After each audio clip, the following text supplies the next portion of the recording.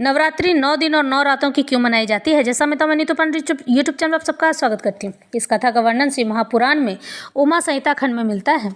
ऋषि मुनियों ने कहा, हे महाप्राज्ञ सूत जी, हम सब लोग प्रतिदिन दुर्गा जी का चरित्र सुनना चाहते हैं, इसलिए आप किसी अद्भुत लीला तत्व का हमारे सामने वर्णन कीजिए। सर्वशिरोमणि सूत जी कहते हैं, आपके मुखारविंद से नाना प्रकार की आपके मुख से नाना प्रकार की बहुत सारे सुधा सदृश मधुर कथाएं सुनकर हमारा मन कभी नहीं भरता है। तो सूत जी कहते हैं, हे मुनियों, दुर्गम नाम से विख्यात एक असुर था जो रुरु का महाबलवान पुत्र हुआ करता था। उसने ब्रह्मा जी के वरदान से चारों वेदों को अपने हाथ में कर लिया था तथा देवताओं के लिए अजय बल पाकर उसने पृथ्वी पर बहुत से ऐसे उत्पात मचा रखे थे जिन्हें सुनकर देवलोक में देवता भी कांप उठते थे। वेदों के अदृश्य हो जाने पर सारी वैदिक क्रिया नष्ट हो चली थी। उस समय ब्राह्मण और देवता भी दुराचारी हो गए थे, यानी ब्राह्मण अपने ब्राह्मणत्व का पालन करना भूल गया था। न कहीं दान होता था, न अत्यंत उग्र तप किया जाता था। कोई भी कठोर तपस्या करने के लिए तैयार नहीं होता था, न यज्ञ होता था और न ही होम ही किया जाता था जिससे देवताओं का बल बढ़ता है। इसका परिणाम यह हुआ कि पृथ्वी पर 100 वर्षों तक के लिए वर्षा बंद हो गई। तीनों लोकों में हाहाकार मच गया।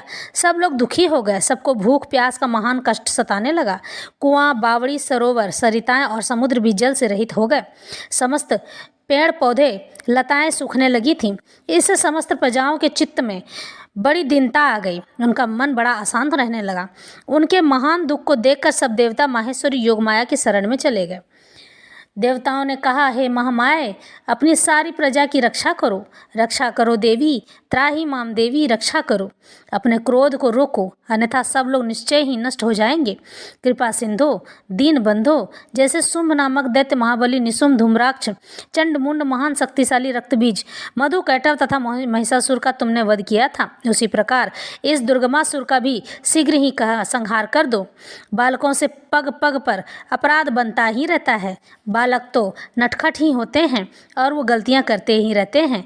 केवल माता के सिवा संसार में दूसरा कौन है जो उस अपराध को सहन कर सकता है। देवताओं और ब्राह्मणों पर जब भी दुख आता है तब शीघ्र ही अवतार लेकर तुम सब लोगों को सुखी बनाती हो।